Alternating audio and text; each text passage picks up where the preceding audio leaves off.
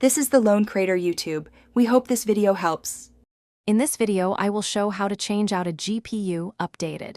Start by powering down and unplugging your PC, then ground yourself with an anti-static strap or by touching the case. Open the case and identify the GPU, its power connectors, and the retention screws. Carefully remove screws, unlock the PCIe latch, and gently extract the card. Inspect the slot and replacement card before seating the new GPU and reconnecting power and cables. Before you begin, organize tools and clear workspace to avoid losing screws or connectors.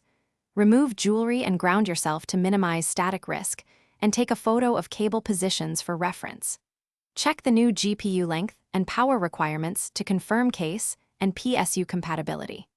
If the old card uses a backplate or cooler, plan for thermal paste cleanup and proper reapplication on the new card before installation.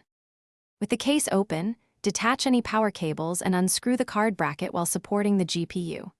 Press the PCIe latch to release and pull the card straight out to avoid bending the slot.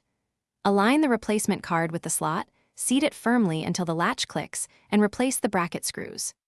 Reconnect the appropriate power cables, close the case, power on, and install drivers to confirm the GPU is working properly and thermals are normal.